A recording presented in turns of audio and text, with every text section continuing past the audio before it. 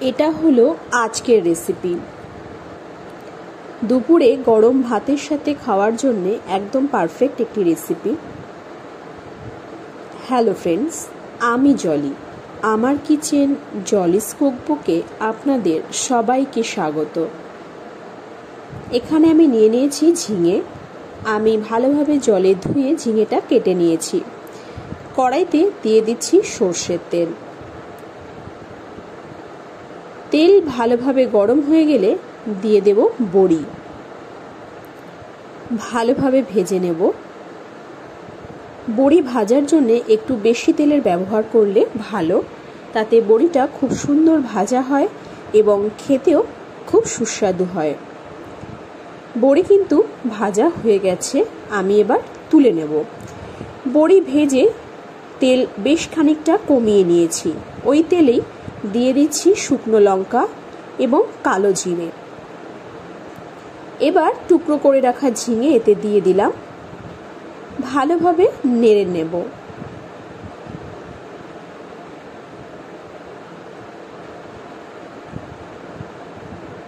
ঝিঙে হালকা ভাজা হয়ে গেলে দিয়ে দেব পরিমাণ মতো নুন, হলুদ গুঁড়ো,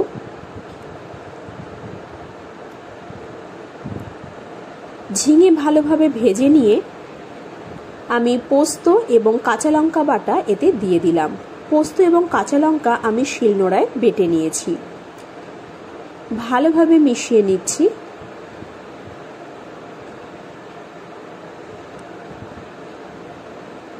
যেহেতু কাঁচা পোস্ত আমি শুকনো কড়াইতে ভাজিনি, তাই ভালোভাবে পোস্তটাকে কষিয়ে নিতে হবে।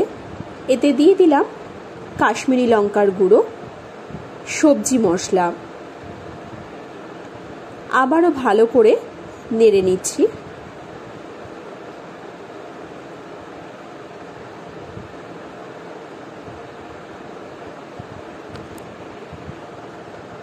মশলা যখন সম্পূর্ণ কষিয়ে নেওয়া হয়ে যাবে, পোস্ত থেকে সুন্দর গন্ধ ছেড়ে আসবে, তখন এতে দিয়ে দিচ্ছি কালো এবং হলুদ সর্ষে বাটা।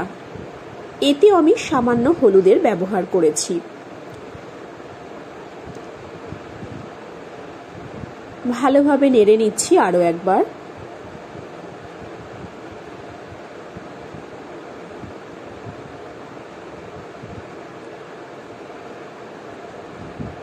মশলাটা কিন্তু সম্পূর্ণ কষিয়ে নেওয়া হয়ে গেছে। এবার এতে বড়ি ভাজার দিয়ে দিলাম।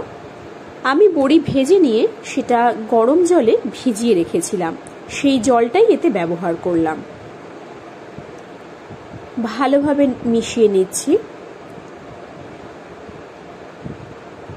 কাভার করে নেওয়ার কোনো প্রয়োজন নেই, কারণ ঝিঙে ভাজার সময় ভালোভাবে সেদ্ধ হয়ে গেছে।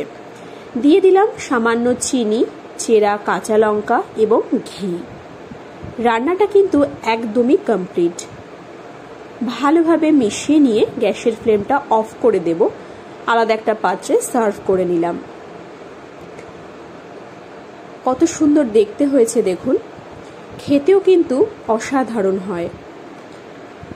আমার আজকের এই রেসিপি আপনাদের কেমন লাগলো সেটা অবশ্যই আমাকে কমেন্ট করে জানাবেন।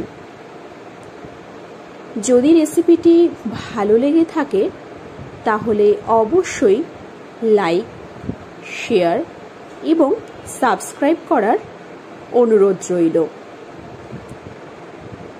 আগামী দিন আবারও দেখা হচ্ছে একটি নতুন রেসিপি নিয়ে। ধন্যবাদ।